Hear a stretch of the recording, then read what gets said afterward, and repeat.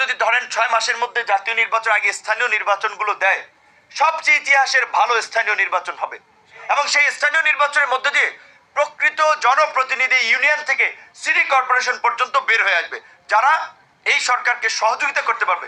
উপজেলার বিষয়টা উপজেলা চেয়ারম্যান কিছুটা সরকারকে সহযোগিতা করতে পারবে, পৌরসভাটা পৌরসভার মেয়র সহযোগিতা করতে পারবে।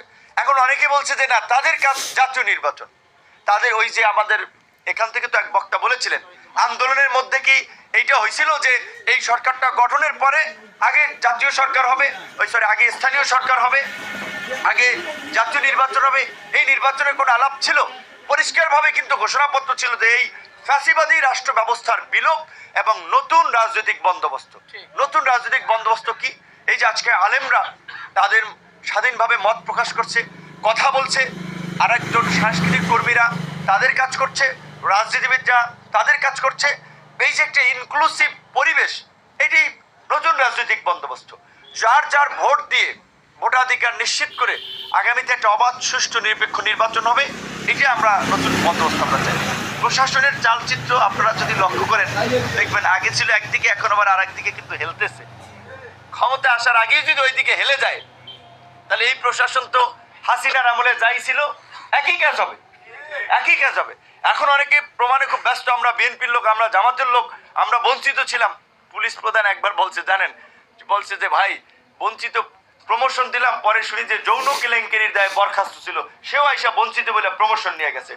ঘুষ এবং দুর্নীতির দায়ে চাকরিচ্যুত হয়েছে, সেও আইসা বলে বঞ্চিত। তো এই যে হঠাৎ করে আবার সবাই বিপ্লবী হয়ে যাওয়া, বিপ্লবের সবাই দোকানদার হয়ে যাওয়াটাও কিন্তু আবার অশুভ লক্ষণ। সেক্ষেত্রে আমরা প্রশাসনের একটা পেশাদারিত্ব চাই। প্রশাসন একদিকে হেলে যাবে এটা আমরা চাই না। আওয়ামী লীগের সাথে তখন আওয়ামী লীগের পারপাস সার্ভ করেছেন, এখন আবার মনে করছেন অমুক দলের সম্ভাবনা আছে ক্ষমতা আসা, তাদের সাথে এখনই লাইন লাগাচ্ছেন কিভাবে আপনার সচিব হবেন, কিভাবে ডিআইজি হবেন, কিভাবে আইজি হবেন।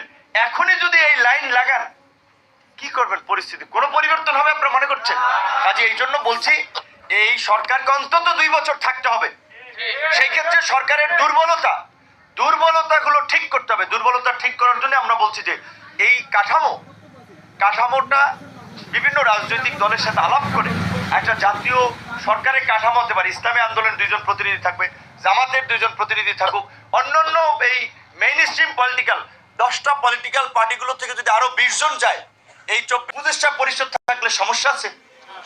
আর এই 50 এই যে রাজনৈতিক দলের ঐক্যমত, এইভাবে তো বাংলাদেশ 53 বছরের সুযোগ পান নাই যে সবাইকে নিয়ে সরকার করবেন, সবাইকে নিয়ে ঐক্যমতের ভিত্তিতে রাষ্ট্র পুনর্গঠন করবেন। একটা বার আমরা পাইছি, এই সুযোগ যদি আমরা হেলায় ফেলায় নষ্ট করে ফেলি আর কবে পাবো আমি জানি না। অনেকে বলছে নূর ভাই খালি জাতীয় সরকার কথা বলতেছে, সে সরকারে যাইতে চায় বোধহয়। অনেকে বলে আর কি, ফেসবুকে কমেন্ট করে যে হ্যাঁ নিয়ে নেন তাহলে সব ঠিক হয়ে যাবে।